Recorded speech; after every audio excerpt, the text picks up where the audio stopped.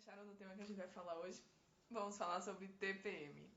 Esse assunto surgiu numa conversa muito legal que eu tive com uma paciente na semana passada.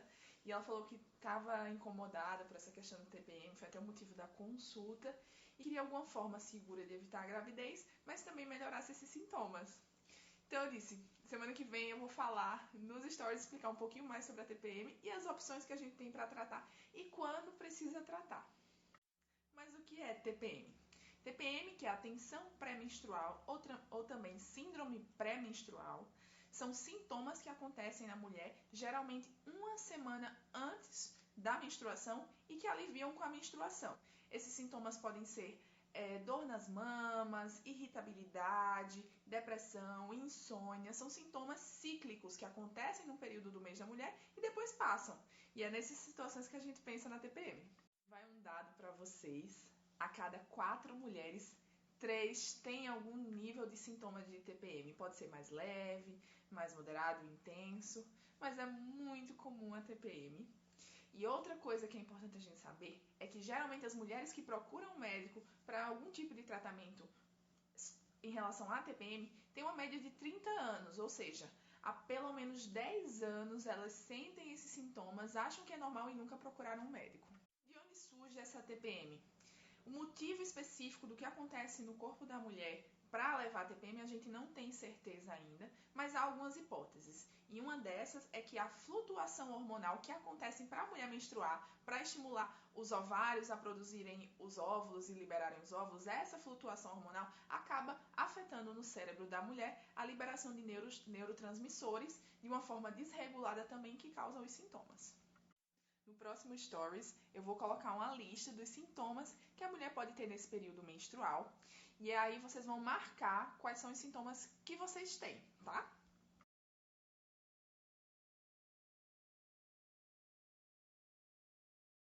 Para a gente diagnosticar TPM, a mulher tem que ter pelo menos um desses sintomas por pelo menos 5 dias no período que antecede a menstruação, e esses sintomas têm que se repetir por pelo menos 2 ciclos consecutivos. Mulheres que os sintomas são mais leves, geralmente uma mudança na alimentação e a atividade física, fazer exercícios aeróbicos, ajuda a diminuir esses sintomas.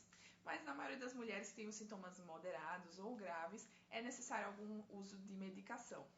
E quando a gente pensa em uma medicação para tratar a TPM, a gente tem que lembrar aquilo que a gente acha que é a causa da TPM. A variação hormonal e a ação nos neurotransmissores no cérebro. Então a gente tem 2 classes de medicações que a gente pode usar.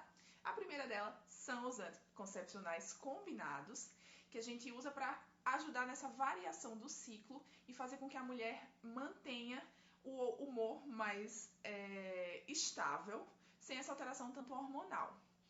Uma coisa importante de falar é que não é qualquer anticoncepcional que vai ter um efeito benéfico. Tem alguns anticoncepcionais que o tipo de progesterona pode afetar um pouco negativamente até nos sintomas e causar uma sensação de inchaço, causar uma alteração no humor. Então, se você está pensando em usar algum tipo de anticoncepcional para melhorar esses sintomas, procure seu médico para ele dizer o tipo ideal nesse caso, tá? A outra classe de medicações são os antidepressivos, que a gente pode usar junto com os anticoncepcionais ou isolado, por exemplo, em pessoas que têm contraindicação aos anticoncepcionais, mas geralmente são usados em casos mais graves, tá? E também tem um antidepressivo específico, mas existe uma opção que a gente tem em mulheres que não querem usar o antidepressivo contínuo, porque ele também causa sintomas. Também pode ter alteração no humor, inchaço por conta do uso do antidepressivo. Então a gente tem a opção de usar só no período pré-menstrual, usar nos 10 a 14 dias que antecedem a menstruação. Essa é uma opção também de tratamento para TPM. E ainda falando dos anticoncepcionais, o ideal é que seja feito o uso de um anticoncepcional contínuo, sem pausa, ou que a pausa seja de até 4 dias, tá? Então, isso tem que ser conversado com seu médico. Os estudos mais recentes mostram que esse tipo de regime melhora nos sintomas. E eu queria só concluir esse nosso assunto hoje falando que a gente tem que ver os benefícios dos anticoncepcionais também antes de julgá-los tanto, tá? Realmente, anticoncepcional não é para todo mundo. Tem pessoas que não têm necessidade, mas os benefícios secundários, que foi o que a gente falou ontem através daquele Reels, são muito benéficos para algumas mulheres. E eu fico muito triste de ver algumas mulheres que têm benefícios com os anticoncepcionais suspendendo o uso sem necessidade, simplesmente por algumas coisas que são faladas na internet. E a gente vê que a vida dessas mulheres, a qualidade de vida é afetada pela falta desse tratamento. Então, vamos pensar bem antes de julgar os anticoncepcionais.